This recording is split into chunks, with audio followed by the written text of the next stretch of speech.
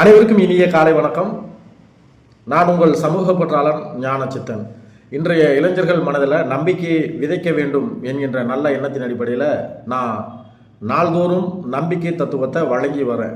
அந்த வகையில் நம்ம இன்றைக்கி பார்க்க போகிற நம்பிக்கை தத்துவம் எதை பற்றி அப்படின்னா ஷார்ப்பாக ஒரு விஷயத்தில் ஒருத்தர் நல்லா ஆக்டிவாக இருந்தால் அவன் ரொம்ப ஷார்ப்பாக இருப்பான் அப்படிம்பாங்க. ஷார்ப் அது தமிழில் கூர்மைங்கும்போது ஐயன் திருவள்ளுவர் கூர்மையை பற்றி ஒரு திருக்குறள் சொல்கிறாரு. அறம் போல கூர்மையரேனும் மரம் போல்வர் மக்கட்பண்பில்லாதவர் அப்படின்றாரு. அதாவது அறம் போல கூர்மையரேனும் மரம் போல்வர் மக்கட்பண்பில்லாதவர். மக்கட்பண்புன்னா என்ன? ஒருத்தங்க கஷ்டப்படும் சமயத்தில் நம்ம அவனை அந்த கஷ்டத்துலேருந்து காப்பாற்றணும். இல்லை அவங்க கஷ்டப்பட்டுணும் வேடிக்கை பார்த்தோம்னா மிருகத்திற்கும் மனிதனுக்கும் வித்தியாசம் தெரியாமல் போயிடும். அதனால தான் மரம் போல் ஒரு பட்டை மரம் எதுக்குமே பயன்படாது இல்லையா? அதனால் நம்ம மக்கட்பண்பு இல்லாதவர். மக்கட்பண்புன்னா என்ன? ஒருத்தனுடைய கண்ணீரை துடைக்கிறது தான் மக்கட்பண்பு.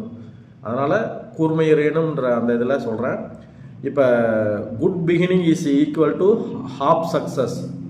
இப்போ ஒரு நல்ல துவக்கம் பாதி வெற்றிக்கு சமம். இப்போ நம்ம கிரிக்கெட்டில் உங்களுக்கு நல்லாவே தெரியும். கிரிக்கெட்டில் ஓப்பனிங் பேட்ஸ்மேனாக இருந்தாலும் சரி, ஓப்பனிங் பவுலராக இருந்தாலும் சரி, இப்போ ஓப்பனிங் பேட்ஸ்மேன்னா அவர் நல்ல துவக்கத்தில் ஒரு 5 ஓவர் விளையாண்டாருன்னா 30 பாலுக்கு ஒரு 60 ரன்னு 100 ரன் அடிச்சிட்டாருன்னா அந்த டீமு ஒரு 50 ஓவரில் 300 ரன்னுக்கு மேலே ஒரு 350க்கு மேலே அடிச்சிடும்.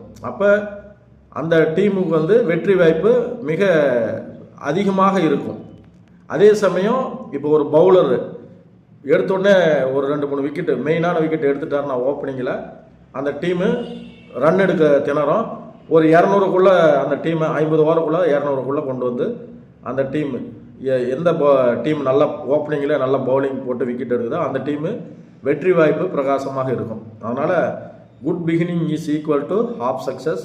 நல்ல துவக்கம் பாதி வெற்றிக்கு சமம். இப்போ இந்த கூர்மைங்கும் போது அமெரிக்க முன்னாள் அதிபர் ஆப்ரஹாம் லிங்கன் ஐயா அவர்கள் ஒரு பொன்மொழி சொல்கிறார்.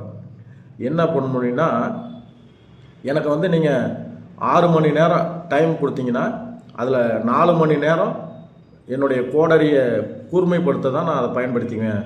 நல்லா புரிஞ்சுக்கங்க. 6 மணி நேரத்தில் 4 மணி நேரம் ஷார்ப்பாக நம்ம கோடாரியை தீட்டினோம்னா ஒரு மரத்தை ஒரு வெட்டு 2 வெட்டுலேயே நம்ம அதை சாய்ச்சிடலாம்.